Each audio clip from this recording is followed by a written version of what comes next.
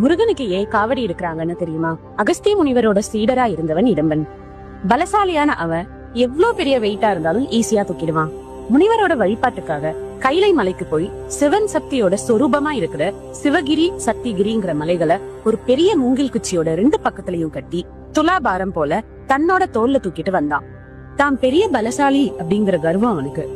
கைலை மலையில இருக்கிற முருகப்பெருமான் அவனுக்கு பாடம் புகட்ட நினைச்சாரு.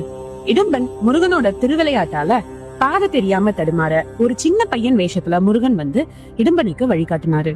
திருவாவினன்குடி கிட்ட வந்தப்போ சிறுவனா இருந்த முருகப்பெருமான் இடும்பன் கிட்ட கொஞ்சம் ரெஸ்ட் எடுத்துக்கோன்னு சொல்றாரு. இடும்பனும் சரின்னு அவன் காவடி போல சுமந்து வந்த மலைகளை கீழே இறக்கி வைக்கிறான். மறுபடியும் காவடியை தூக்க முயற்சி பண்ணா அவனால அதை அசைக்க கூட முடியல. ஏன்னு பார்த்தா சிவகிரி மலை உச்சியில அந்த சிறுவன் கோவணத்தோட கையில ஒரு கம்பு புடிச்சிட்டு நிக்கிறத பாக்குறான்.